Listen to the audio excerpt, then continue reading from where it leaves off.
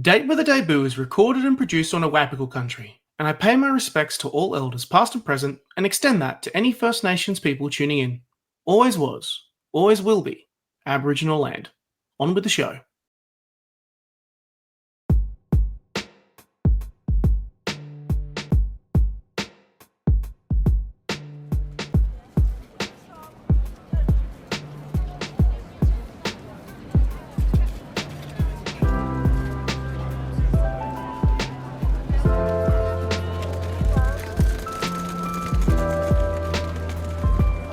Welcome to Date with a Debut, a podcast about debut authors, their incredible books, and their journey to publication. If you're looking for a new author to discover or writing inspiration for your own story and you don't know where to start, this is the place to be. I'm Nick Wasiliev, host of the show, and I'm delighted to welcome another debut author in today's episode.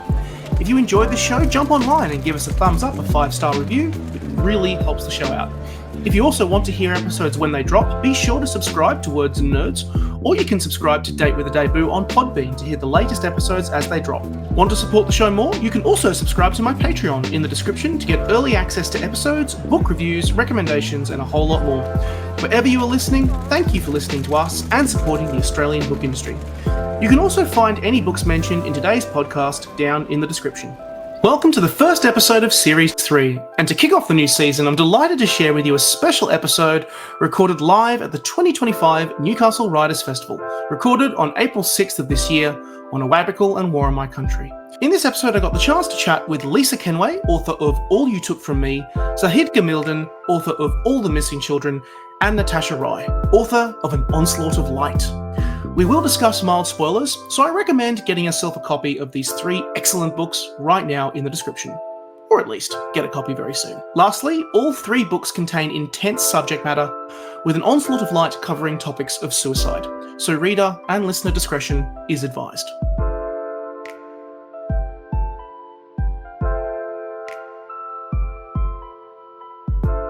Well, welcome, one and all, to this special session at the Newcastle Writers Festival. I'm Nick Wasiliev. I'm an author of a book called When Men Cry, and I'm also the host of a podcast called Date with a Debut, which is broadcast on Words and Nerds. And I'm very excited to share with you this live episode of our show, which is going to be the opening episode of Season 3 of the show.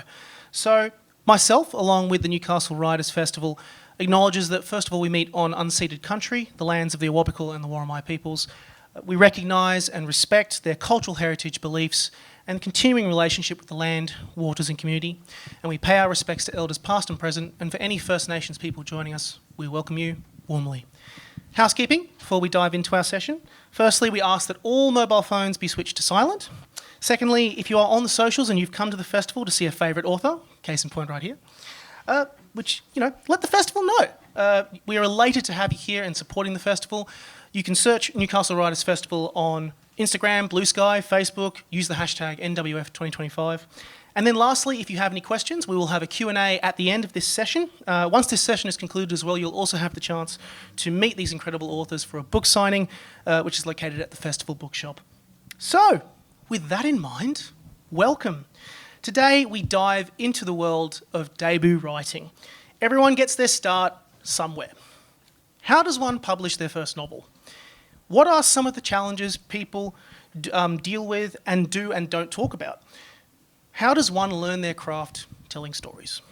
It's these questions that inspired me to launch the podcast, Date with a Debut, to hear about authors and their journeys to publication. And I'm delighted to be back here at the festival again, launching the new series with an amazing 3 selection of authors here who I will now introduce. First of all, at the end, hello, so far away over there. Zahid Gamieldien, he's a writer, tutor, screenwriter, and former lawyer. His work has been included in so many places: Overland, Meanjin, Kill Your Darlings, and more. And we'll be discussing his debut novel, All the Missing Children, which is published by Ultimo Press. In the middle is Lisa Kenway, Australian writer. She's an anaesthetist. Her debut novel, All You Took From Me, was listed for the 2020 Rishel Prize and was the runner-up at the CYA conference competition, and it was inspired by her long-standing fascination with memory and consciousness. It was published in 2024 by Transit Lounge. And then lastly, right next to me, Natasha Rai, whose work has appeared in Australia's first Me Too anthology, Enough Already. She's been published in Overland, Verity La, Stylus Lit, and more. Her debut, An Onslaught of Light, was longlisted for the 2017 Rishal Prize, the 2018 KYD Unpublished Manuscript Award, and was highly commended at the Ultimo Press Westward's 2020 Prize. And finally, in 2025, it was published by Pantera Press. Give them a warm welcome. I will also finish with a small trigger warning in regards to An Onslaught of Light, which does contain suicidal themes, so reader discretion is strongly advised for that one. So I think the best place to begin is doing a deep dive into every novel, and I think the best place to start is with you, Zahid, at the end. First of all, let's give us the classic elevator book pitch. What is All the Missing Children about? So All the Missing Children is a literary mystery drama novel with creeping supernatural elements. It's about the effect that the enigmatic presence and mysterious disappearance of two children has on various characters, from their put-upon mother to a suspended detective who's obsessed with a cold case. And as these stories are told, as we get further and further away from the children's lived experience, clues in the book allow the reader to piece together the mystery of what happened to the children. This is a fantastic book. I'm just going to say straight up, it's a mystery, there's ambiguity, and I think the great words that describe your book, it's eerie, and there's a foreboding, creeping theme that just moves through it. The mystery of not knowing makes it so much worse. It allows your imagination to run wild. It's divided into 5 sections with 4 kind of interludes, each one told from the perspective of a different character. We follow like a real myriad. They're a real interesting myriad of characters. They're very, like, I kind of want to poke you about every single one, but then otherwise we'd truly be here all day. You have Eileen, first and foremost, who's kind of this mother on the bones of her ass. She has a struggling with a gambling addiction, but she's got these children who she seems and feels more and more distant from with every passing moment. We have the former cop, Amar, who, he spends his life in hotels and his life is full of ghosts. My personal, the one I really gravitated towards was Benji, who's a heroin junkie, who, he means well, but he has made so many poor choices in life. And then, of course, Nira as well, who, she's kind of got a story in the country, but there's so many haunting parts. And then, of course, the final story, which we will not spoil. We won't spoil that one, but it's very critical. You hit us where we live with this book, via children. Oh, I thought you meant literally where you live. Literally, yeah, true. I sort of didn't realise it was that personal to you. Yeah.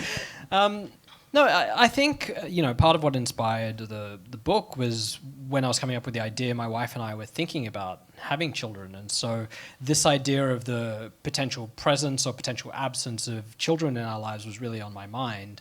And there were also a lot of missing children cases that were in the news, Madeleine McCann and William Terrell. And so I was thinking about the effect that those disappearances had not only on their families, but on the public consciousness at large, and the way these disappearances of children that we don't necessarily know have a kind of haunting effect in the way that we approach spaces and communities, and in some ways the way that we think about life. Like people might think that there's a grand conspiracy to steal children, or they might think there's metaphysical evil that exists in the world, all as a consequence of those disappearances. And so that's part of what I was trying to do with the novel. And if that's hitting people where they live, then I'm guilty. Yeah, Madeleine McCann was the first thing that came to mind, as well as, the Beaumont children as well, looking back over history. It cuts, I think, trying to kind of summarize the book, it felt like you were kind of diving into human frailty. Like, it's like these characters, there's resilience and everything, but also frailty is really seeped into their bones. What was it like actually writing about frailty and kind of what you wanted to say with this story? Well, part of what I really wanted to do with this book was generate empathy for characters that we often deem unworthy of it.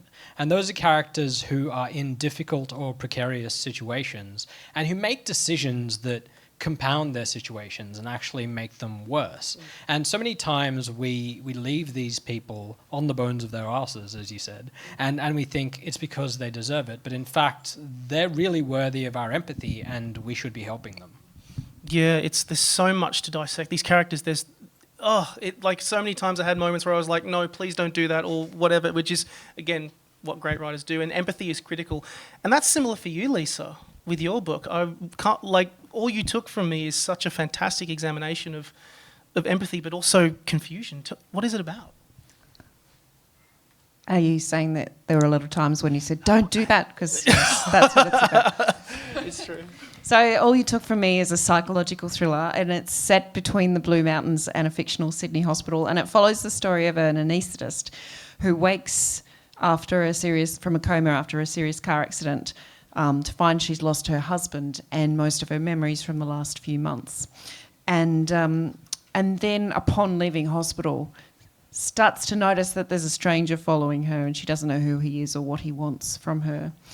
Then sometime later, still dealing with memory loss, still grieving her husband, she gets back to work and starts to suspect that an anaesthetic drug might help her access those missing memories. But, to do so would put her life and her career at risk. So she sets that aside, but the unexplained threats escalate. She starts to fear for her life. She starts to expose secrets about her husband and a mysterious club that he was involved in, and decides that she might need to take matters into her own hands to learn those secrets and who this man is and what he wants from her. The question is, how far is she willing to go? And she learns so much about herself in that. It's so... I think the great way to describe this book, it is a real slow burn of a thriller, but what a payoff. When this book hits us with a payoff, it pays off. It is a... I'm sorry. I think the Women's Weekly described it as a slow burn that bursts into a raging inferno. I like that one. That's great. Claire, our protagonist, has such a complex journey. She is an anaesthetist herself. She works in the medical world. She understands so many of those processes, and then the kind of examination of grief is so fascinating, because not only is she trying to piece together exactly what happened, she doesn't know, but she's also trying to process the loss of Ray, and then when this mysterious figure starts to appear in her life and really challenge her, suddenly everything is thrown into question. It's increasingly hard for her to cling. There's nothing sane that she can quite cling to. First of all, tell us about the art of writing a slow burn, because it definitely is that. This is she personifies that kind of building intensity, and I felt it kind of came through in Claire as well as the book itself, because she's learning as she learns more and more. She becomes increasingly reckless and makes increasingly bottled decisions that suddenly you're like, it suddenly all makes sense now. Yeah, I mean, I think it's about tension, writing a slow burn. I think I've chosen to write it first person, present tense, to be very visceral and sensory, to try and immerse the reader. Because she's got amnesia, that in itself creates tension, that not knowing what happened in your own life and questioning yourself and your loved ones. And all of those things layer the tension from the beginning.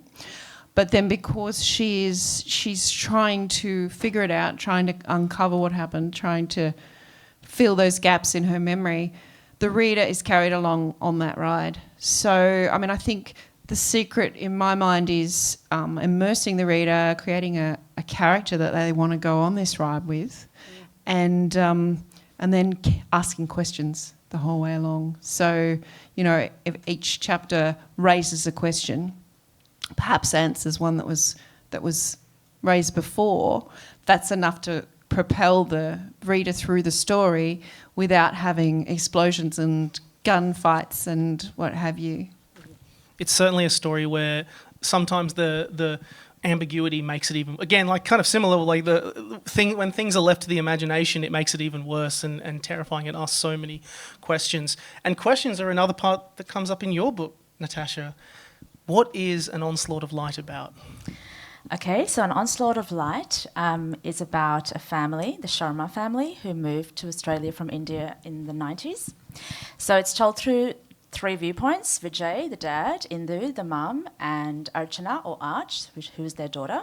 So we meet Arch in the present day, and she's living a very isolated life, estranged from her family, which she thinks she loves. And then she is forced to go and check up on her father because her father's neighbour calls her because she's really worried about Vijay. So despite her reluctance, she has to go look after him for a while, and in doing so, she has to confront big family grief, as well as her own cultural and queer identity. It's a book that really lives up to the title, honestly. This family has gone through some serious trauma. You cover so much ground in this book: generational trauma, family estrangement, mental health, sexuality, racism, but also ultimately forgiveness and unconditional love, which I think really kind of comes through. And we follow these characters, Vijay and Indu and Arch, across these dual timelines. And Arch and Indu really kind of stood out to me in a strange way. Like, not to say that Vijay's timeline is lesser or anything like that, but Arch, she has a long growing identity that seems increasingly at odds with her family, and questions of sexuality, and she kind of starts to pull herself away a little bit. And yet, ironically, she kind of followed her mother a little bit, but for completely different reasons. So India kind of goes through, she's separate from the life that she had in India, and in India, when she was surrounded by her family, she kind of seemed most in her element. And there's also like the pressures of being a parent as well that adds to that. Tell me about examining generational trauma, because I know that this is something that you have deep dived and examined a lot over your writing. Okay, that's a big question. I know it is, I'm sorry. Okay, so I guess what I was thinking about when I was writing this is what we pass on to our children. And it's not just the things that are good or traditions, it's also, when we don't mean to, the things that live in our bodies, like pain and wounds that maybe are not visible. So I was thinking from that angle when I was writing that. And, it's a difficult thing to write about in terms of fiction, because I don't want to be heavy-handed or kind of didactic. So I was just focusing very much on these three people, their history, and how that history impacts their present.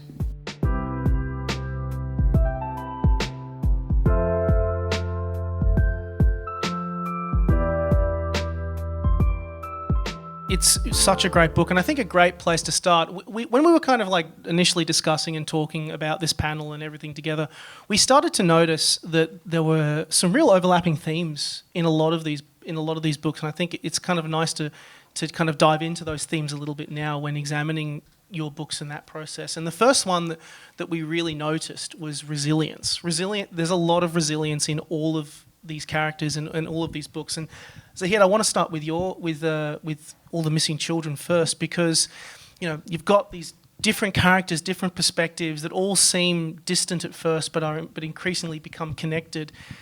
These are characters that have been marked by the world. They've been broken, but there's also a lot of strength in all of them.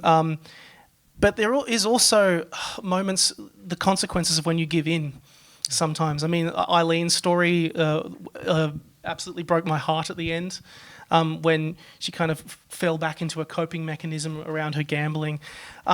Spoiler! I know, sorry. Don't worry, there's about 30 more. I mean, Benji, again, he's so well-meaning. He's kind of been trying to fight off his drug addiction, but he's also so clumsy. And then there's the children themselves, who become the subject of the matter when they disappear, who rely on each other despite, the lack of understanding of the world that they have. Resilience comes in many forms with your book, and it changes per individual, I'd say. Yeah. Well, it's kind of what I was getting at before, because I obviously think resilience is a good thing to cultivate, and in fiction, resilience in the classic sense is always present, and it's present in all three of our novels, where characters face adversity and find ingenuity and strength to overcome that. But I am wary of the way that the term is sometimes weaponized against people, where it's like, if you do not have resilience, then your situation is your own fault. And that's part of what I'm dealing with in the novel, where these characters are in awful situations, and sometimes when you're in those situations, the full spectrum of choices, including positive choices, aren't necessarily visible to you. So if you're at the bottom of a hole, you might not necessarily be able to see the light up above, and you might accidentally dig down and make your situation worse. And I want to communicate that, we shouldn't judge or shame people for those sorts of choices. But I think, as you allude to, there is a way in which that can be seen as a sort of resilience, because the alternative in some cases could be even worse than the negative coping mechanism that the characters resort to. I feel like the actual examination of resilience comes the thing that really stuck out to me was that kindness kind of often feels like it's absent in many of these stories, and then only when people allow kindness to allow them to both not only give kindness but receive it. It kind of became a recurring motif when I was thinking about resilience, particularly with your book, because there was, again, those characters they're so marked by life, but they're as harsh on themselves in many cases as they are towards people around them. Yeah, and I think one of the other things that I really wanted to do with this novel, because it's a novel with horror and supernatural elements, so it is a relatively dark kind of novel. But I did want to show that even in the darkness, there are moments of connection and grace and compassion, and that is what really lifts people out. And so when we take collective responsibility for the traumas that people feel and for helping them be resilient, so we're collectively resilient, I think that's where positive outcomes happen. Absolutely. Natasha, I mean, it feels similar for your story as well, because your characters lean on very particular things for their resilience. I mean, Indu is, at the heart of the traditional family unit in that, like, the traditional sense of that. But, she's a mother. She also feels very separate from the life that she kind of once knew. Vijay, he's very heavily focused on traditions, and, he has deep, profound love for his wife and his family, but it comes out in initially very strange ways. And I think Arch, I mean, in addition to reading the book, I also kind of saw what other people thought, and the words that a lot of people described was that she's a very distant figure.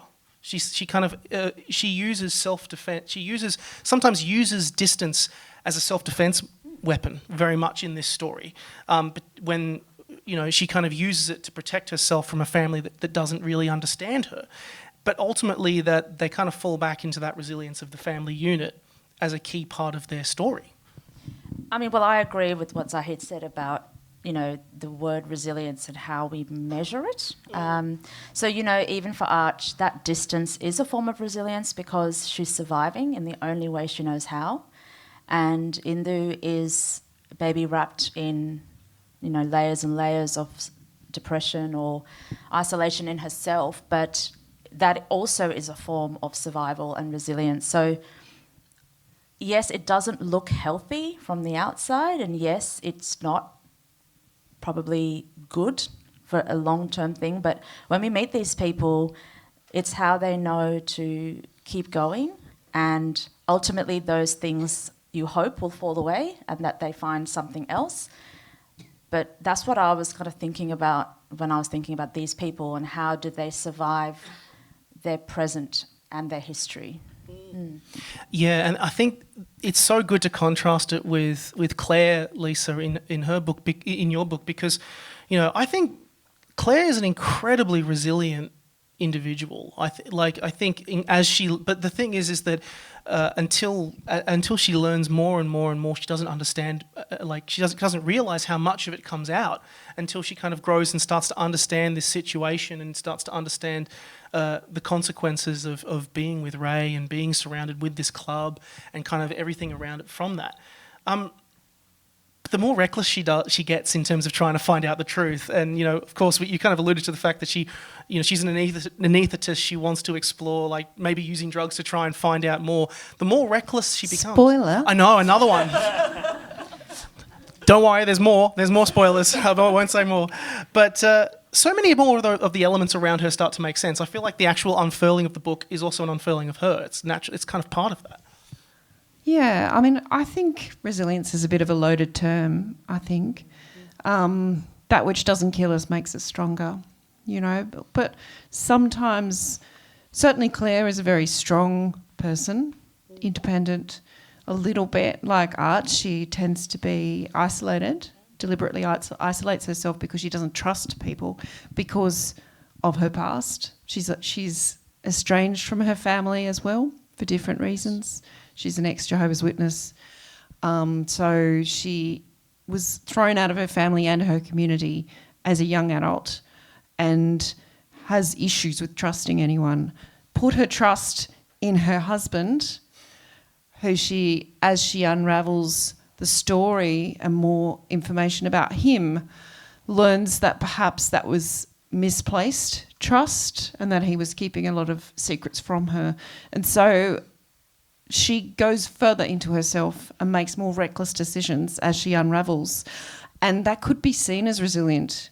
That's how she's coping. She's grieving. She's trying to reconcile that grief with these discoveries about, you know, the marriage that she thought was one thing and was actually another. And so none of that is healthy either. They're not healthy coping mechanisms, but they're what she resorts to. And you're absolutely right. What she needs to do is accept help from others. So I think rather than resilience, being open to help is what most of these characters need.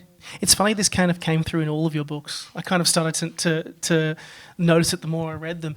Another thing that I was particularly interested in for all of your books was your use of place a lot. And Natasha, for your book, place is critical. There is, you know, kind of the comparison that we have, because there's so many dual timelines. We start in India in 1970, kind of on one timeline, but then we also have Archer's timeline, and she's very much been in she was born in India, but a lot of her experiences is in contemporary Australia, or, you know, over that time. You know, India is someone who's very much in her element in India, and then struggles more and more and more in Australia and in this family setting. And Arch wants to be anyone, but, you know, because she doesn't, this family really struggles to understand her, and she kind of is developing in herself, her sexuality, everything around that.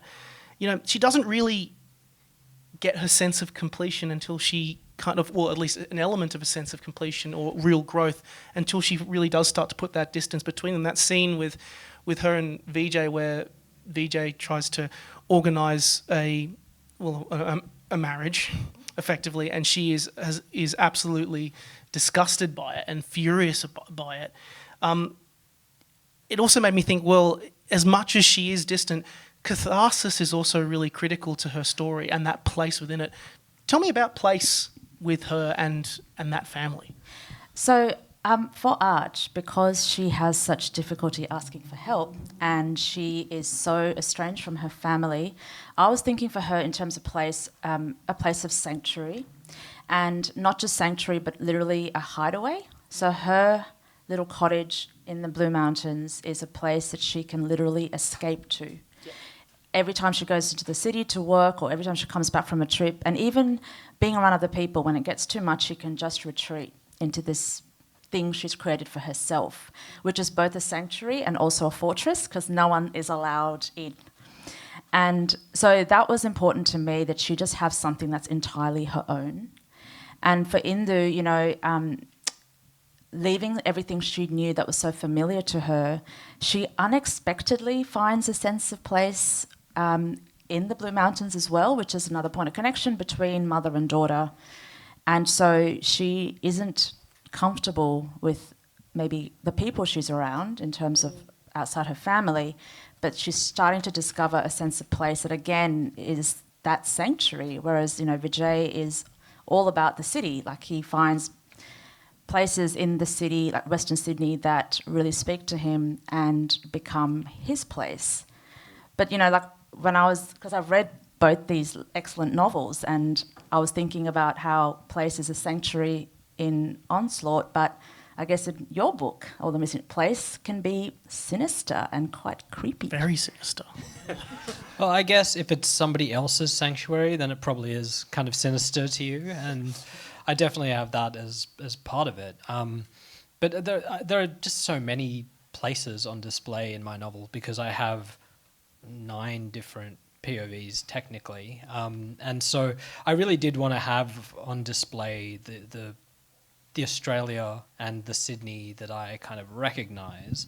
But with the detective character, I'd seen so many novels where you have a detective who grew up in the country and then moves to the city, leaving behind, whatever they've left, secrets to be uncovered. And then they return to the country only to have to reopen these old wounds in order to solve the case that they're after. And I thought, what if we just reverse that? So we take a character from the country and make the city the place of estrangement and the place that's kind of full of this psychic dread. And so that's what I wanted to do with that. And then I guess I have the inverse of that with the lawyer, which is what I was getting at with Sanctuary, where there's this city lawyer. She's grown up her entire life there. It was her husband's dream to move to the country, and after he passes, she kind of goes to live that dream. And it's his sanctuary in a way, and for her, it's a place of eeriness and haunting. It's so interesting how place really becomes an extension of the characters. I mean, when I was doing a panel earlier today about the power of place, and talking about how place can not only be something that exerts an impact on you, on a character, on you, but place has their own stories within them, and that's particularly the case with with all the missing children. I do want to ask a little bit about Benji as well, because he has this he's very connected to his mother, and that's kind of another part of that relationship. They live together. Talk to me a little bit about Benji and also that setting, because it was such an interesting dynamic, because he's looking after his mother as well.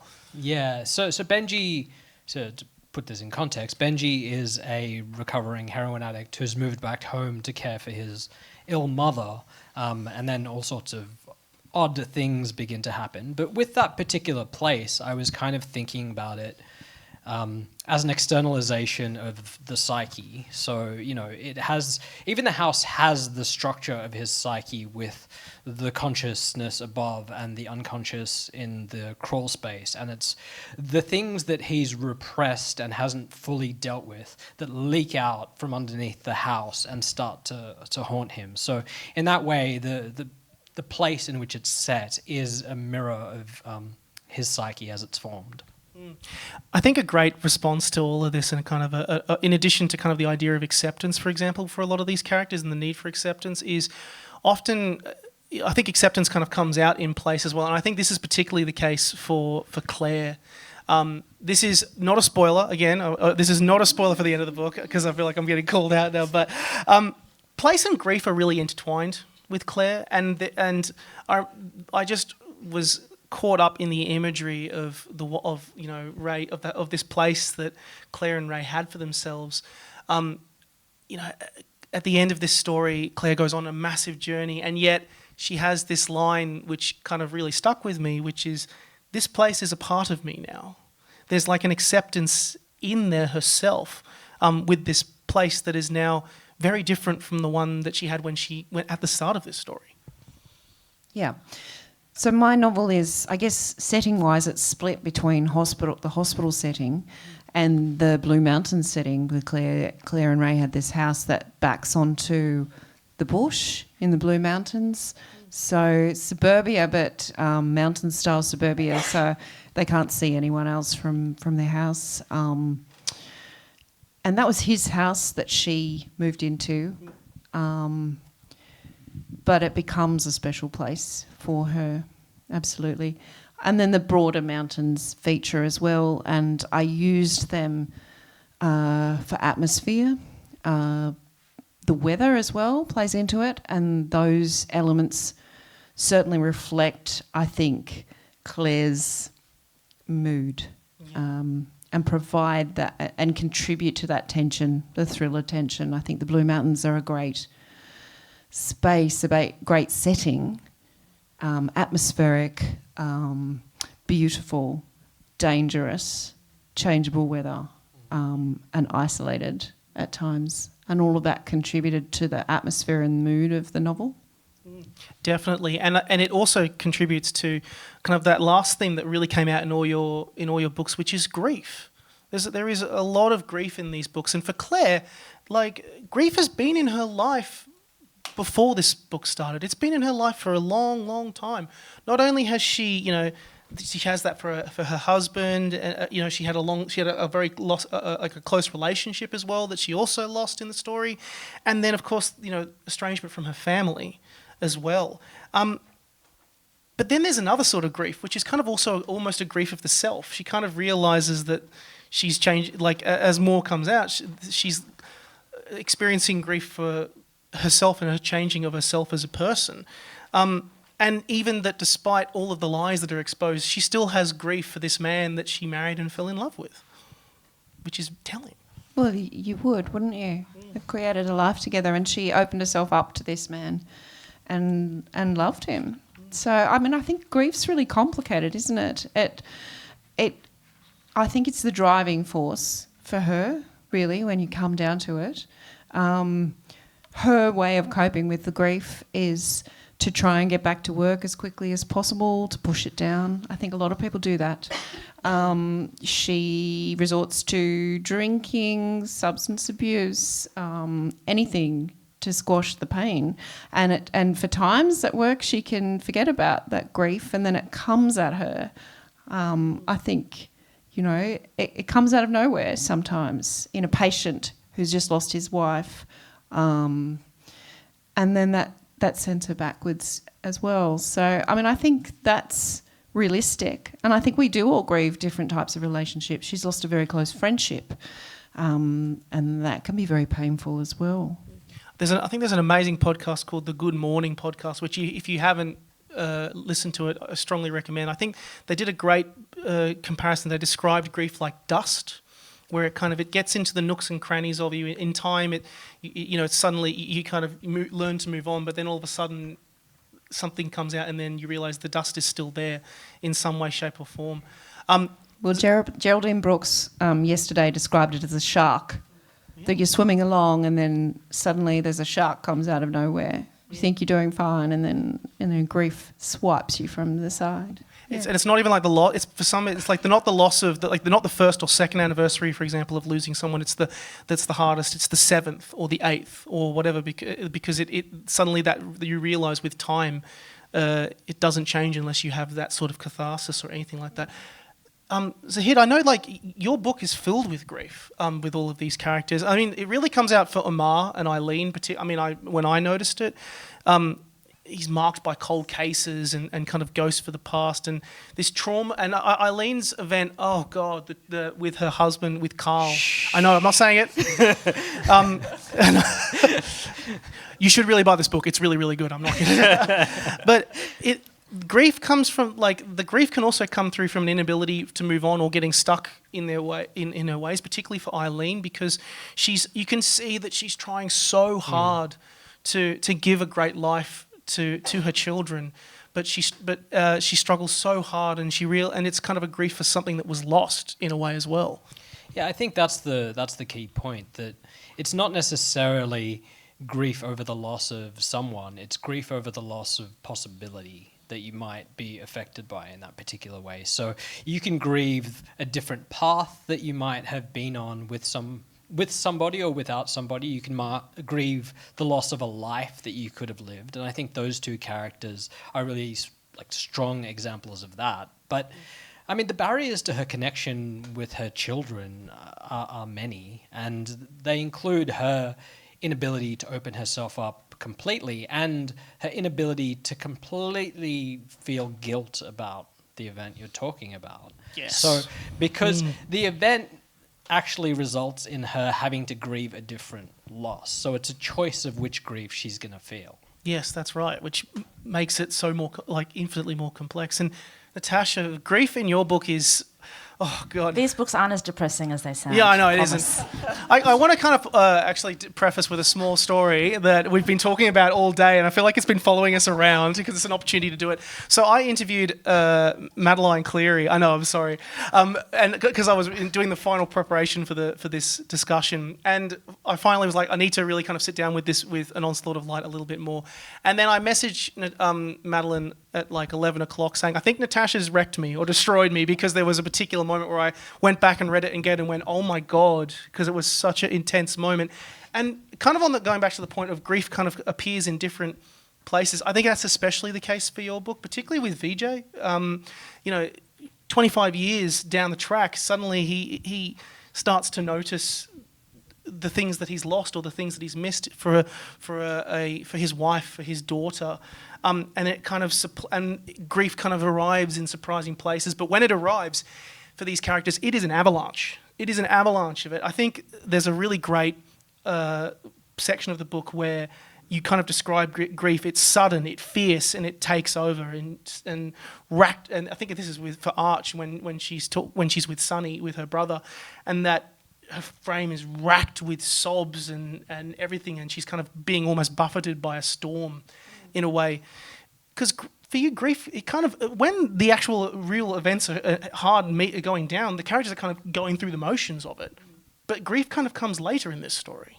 Yeah, and I think that's generally how, well, I don't know how grief generally works, but there is an element of shock and disbelief, right, when you lose something or somebody. And it can take some time for the realisation to come in to your consciousness. And it's not about accepting that something is finished or someone is gone. It's about going, how do I now live without this thing?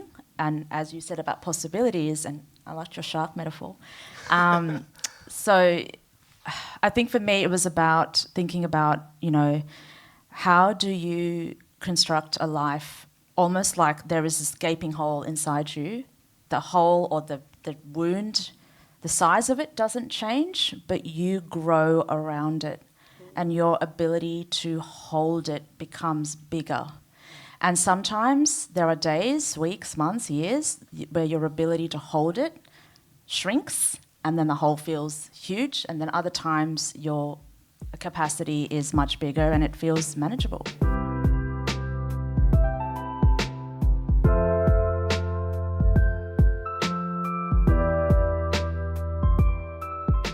It's long and the short, these three books are amazing, and I think I'm so excited to see where all three of you go next in terms of examining either this subject matter or examining it in different stories and everything.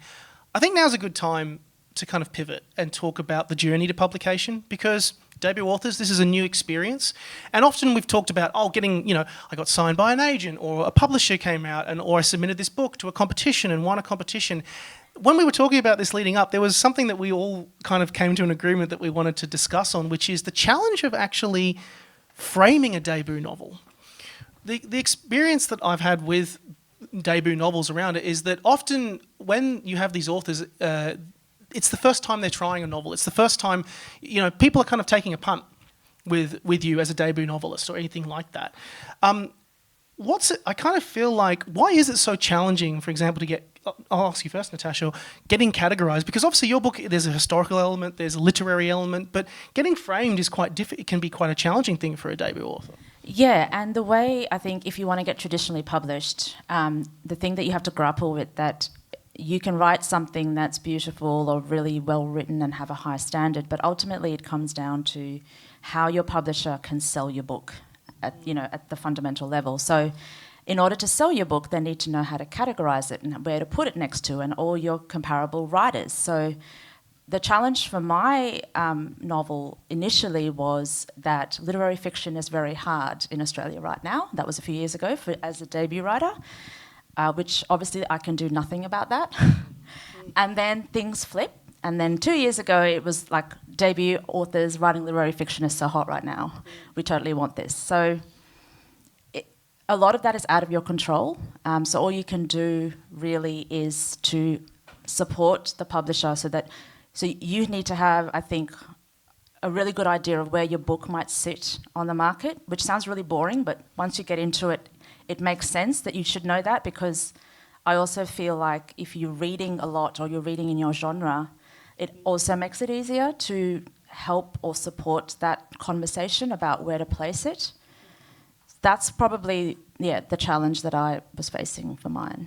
Yeah, It is such a thing that you don't necessarily think of whenever you're like, because you're like, I've got this story and I just need to get this story out, but then of course at the end of the day you've got to get it to an audience. Yeah, and I think, to be honest, just on that note, like, you shouldn't be thinking about that if you're writing something. You should just write it, and then think about that later. Because if you think about that from the beginning, then you're maybe writing something for an audience that you don't know may exist, or a place in the market that may change quite quickly. So just write whatever you're writing and work on that later.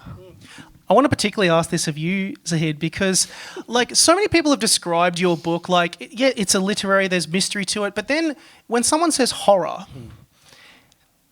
everyone's mind immediately flips to something, like they think of violence, they think of, horror movies and everything like that, which really changes kind of how your book is presented, which is very interesting. I know that this is something that you've kind of gone like, well, it's, books can be a little bit more complex than being categorized into this genre or this genre or this genre, right?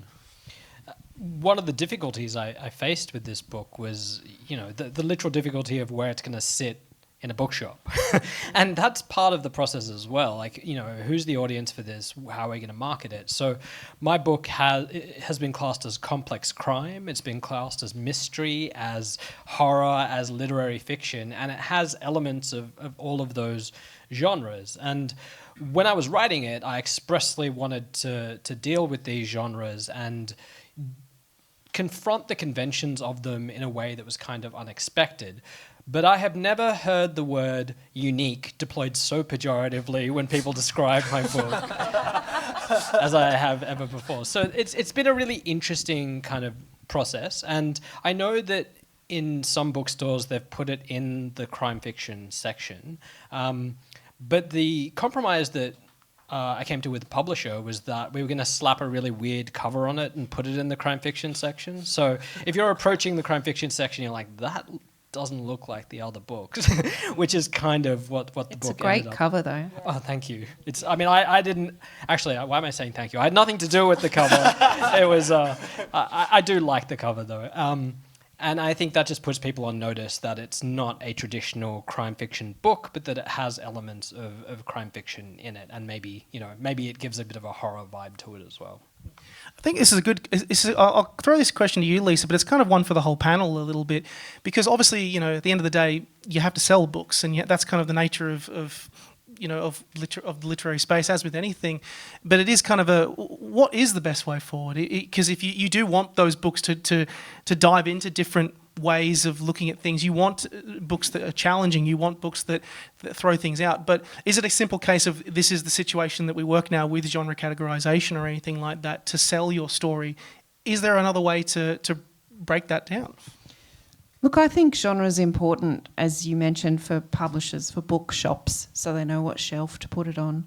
I don't think it's something that we authors necessarily consider when we're putting a story together. I didn't set out to be a crime writer. That wasn't my goal in life. I had a story that I wanted to tell that sort of turned out to be a crime novel.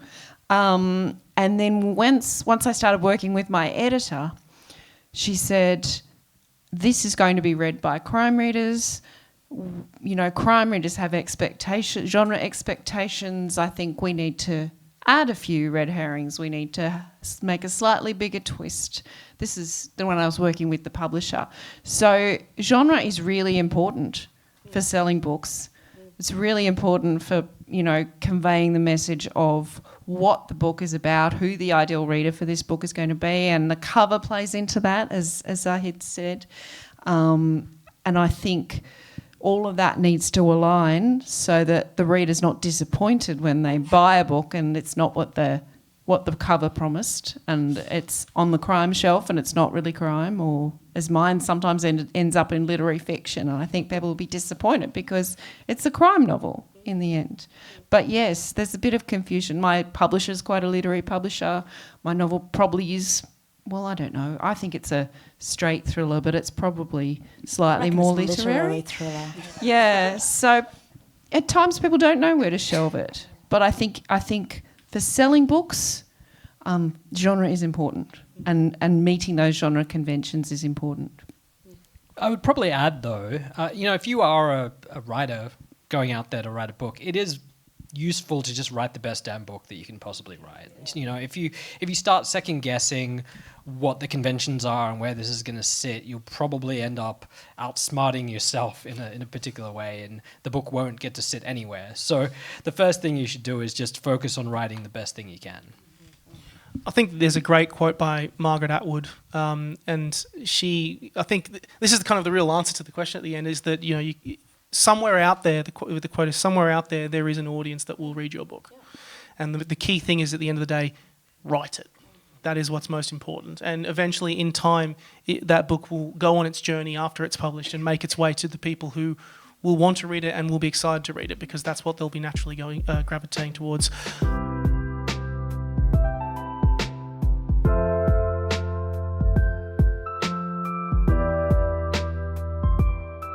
I think now is a really good opportunity for any, you know, readers or writers in the room who might have questions for our panel.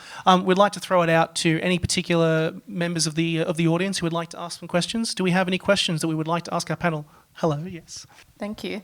First of all, thank you, all of you. It was so great to hear about your books and about your experience. But I guess I'd love to know what has surprised you most about debuting. I'll throw it to you first, Natasha. I guess for everyone. Yeah. What has surprised me the most? Time. How long everything takes. Honestly, didn't fathom how much time there takes for every part of the process, from editing to the marketing, the getting it on the shelf. So just to give you an example of what I mean by time, I signed my publishing contract in 2023. In May 2023, and my book has been out for 1 month. So I had to wait nearly 2 years from just signing it. So time, that's been the biggest surprise. Great question, Hayley. I think for me, I'm pretty an even-tempered person, and I felt like I was emotionally prepared, but I think that the highs and lows that hit you out of nowhere, those emotional highs and lows have been the biggest surprise for me. It's been months of highs and lows, and every little slight feels huge at the time. It's like you're like your skin's stripped back and your insides are exposed, and you say, "Have a go at me, everyone." You know, it is quite exposing. But now looking back, I think maybe I've hardened up to that a little bit, or just maybe put things in perspective a little bit more. But I think it was the emotions that were surprising for me. I think for me it was probably both how small and how supportive the Australian writing community is. Like, you don't really know what that's going to be like when you go into it, but you meet people who are really accomplished and who are really happy to have a conversation with you about writing, about where you are, about anything. Or you can go to, I was at the Crime Writers Festival, and part of me felt like a bit of a fraud because I was like, is this really crime? But, you know, people were really lovely and inviting to me there. And so I've met so many great and supportive writers and really gotten a sense of how warm the Australian writing community is. That's a great answer. I love that one. Do you have any other questions? We got two, or either one. Okay, thank you. I know all of you will have been longing for this debut to happen. All right. What has been the most joyous part of it? You know, was it different to what you thought it was going to be? There's so many highs, so many joyous parts. I mean, I think seeing your book for the first time is pretty joyous. Loaded, like I didn't open my box of books for a day because I thought, what if I'm not excited? But I was excited. Seeing your book on shelves. But I think the highlight for me has been hearing from readers, friends, family, and people that I don't know at all message me or email to say that something's touched them. I had an email from a woman who emailed me through my website. She said, I'm halfway through your novel. Her name was Marjorie. She said, I just had to tell you, there's a patient in the book called Jim, whose wife Marjorie, who's 80-something, his wife Marjorie recently died, and they'd been married for 60 years. She said, I had to tell you, I'm in my 80s. My husband, Jim, is 86. We got married in 1966. And she said, it's me, it's us down to a T, except that I'm not dead. That was a highlight. That's a great one. Yeah, it's probably something similar for me, but it's when people talk to you not only about things that have moved them, but about things in the novel that they've seen that you didn't necessarily see or put there. Because I think one of the things when you write a novel is that it's very personal to you, and you don't know how it's going to resonate with other people. And when other people not only have an emotional experience with it, but say, oh, you know, when this moment here happened, I noticed this particular thing.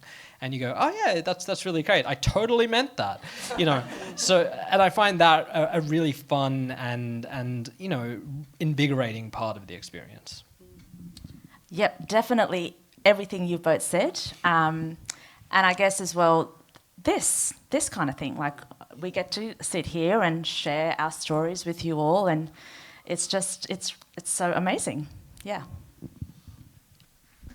Hi, thanks for sharing your journey so far. I've heard advice before that publishers look for people who have an established social media presence so that you can leverage that. That seems quite disingenuous if you don't have that to start with. Would you say that was important in your journey? For me personally, no, because I heard that too ages ago, and I had better advice, which was do what you feel comfortable doing. So if social media is your thing, you should do that. If something else, like you have a big network or community or whatever, you should do that. I think it helps if you are already somebody with like a high profile, like an influencer or somebody who is very active. But for me personally, that didn't matter at all. Yeah, I'm reasonably active on social media, but it's more about community building for me. I think unless you're publishing non-fiction and you need to be an expert with a large following, in fiction, I don't think it's something that they look at particularly closely. Yeah, I would agree with that. Although I was talking to Selena Gomez the other day, and she said it really helped her get her work in. No, I didn't have any social media before publishing the novel. I'm sure that if you have an already established, really large social media following, that's probably going to add a few zeros to your advance. But if you are looking to get published and you're writing, in Australia and you're writing literary fiction or whatever it is, I don't think not having a social media account is going to be an impediment to that. It is a good way to meet other writers, though, and connect with other people who are at the same stage of the process as you, or maybe even slightly ahead, so you can build that community, before you really need it, or when you really need it. Do we have any others? Or we've got two. 1, 2, 3. Oh, wow. I think we've got one over here, and then we'll do these two down the front. Hi. I think following on actually from what you just said, the question of when you can call yourself a writer. So I've heard it said, if you write, you're a writer. When did you feel, and I'm not quite sure in terms of the careers you had before writing, and I know we heard about your awards and accolades that you had beforehand. At what point did you say, hey, I'm actually a writer, rather than I'm this and writing's my side gig, or is it actually when you've achieved those awards, or is it now that you've got your debut published book, is that, hey, now I'm actually a writer? When was that point for you? Well, I'm still a anaesthetist / writer. I can't quit the day job just yet. I don't know. I think claiming it is important. If you take it seriously, if it's not just a hobby, if you have aspirations to publish your work and share it, even in any space, I think claim it. Call yourself a writer. Absolutely. I think if a writer writes, and if you're writing, I think you're a writer. For me, this funny thing happened in my head where I'd published a whole host of short stories before publishing my novel, and so I was calling myself a writer. And then when I published the novel, I was like, now I'm an author. Yeah, graduated. Yeah, it makes very little sense, but in my mind, I felt much more comfortable calling myself an author once I had the novel, whereas before I could only call myself a writer.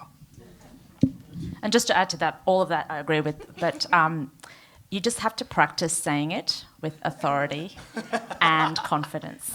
And once you say it a few times, and also talking to other writers, like no one ever goes like, "Who are you? Like, what do you publish?" Like no one ever worries about that. Like writerly conversations are the best because you just literally just start talking about books and you talk about your ideas, and it doesn't matter where you're at stage-wise. We've got 2 more down the front here. Do you guys want to do this? So now that your debut novels are out, looking back, what advice would you give your, self-doubting imposter syndrome selves? I mean, I'm still a self-doubting imposter syndrome self, so it's hard. But I think the thing that I would suggest that people cultivate is balance when it comes to their approach to writing. So you do need a certain amount of ego and stubbornness and faith in order to keep going with whatever you're writing. But at the same time, you have to have humility and openness to take advice, to realize that you can improve. And if you don't have a combination of those two things, you might not get to the end of whatever you're writing. And I think a similar thing is true when it comes to intuition, creativity, and structure. Like you do need to be able to follow your intuition, to be creative, to play on the page. But at some point, and this point varies with different writers, you need to have some idea of the structure of your novel and what you're trying to achieve with it. That's a great question, Zora. I think I would tell imposter syndrome doesn't go away. It drifts off for a little while and then it comes back with a vengeance. You've just got to fake it till you make it, really. And I think I would tell myself to just not be so impatient to get published.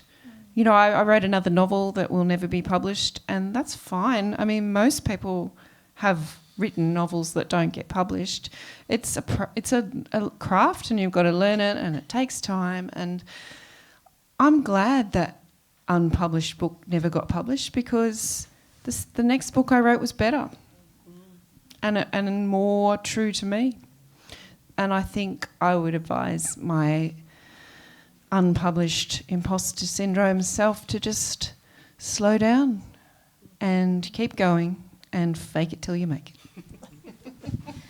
I mean, I actually agree with all those things and part of my experience, but I suppose what I would tell my then self is when there's a sense of urgency to kind of be able to just tolerate that, because it doesn't, if you don't do something, you're not able to write something, you're not able to get something submitted, it's okay, because, there's always room for stories. Thank you. I'd just like to ask, thank you for all coming today, but how do you get to find that publisher? Oh, big one. In 2 minutes. Sorry, did you ask how do we find that publisher? Wow, okay. So I guess there's many, many ways into publishing. So some people have agents who help support them to do that submission. For me personally, I was very much looking at the types of publishers who might publish what I was writing, and also publishers who were open to submissions, what they call the slush pile, when you submit directly, because I don't have an agent. And at that time, that was what I was focusing on, publishers that publish similar stories to mine and that would accept my submission. I tried to get an agent and failed. There's not many in Australia. I then sort of went through the process of pitching publishers, entering competitions, published manuscript prizes and so on, and then eventually got picked up from a slush pile. And I think that's the path that you should probably follow in that order. So, agents have open periods where you can submit to them.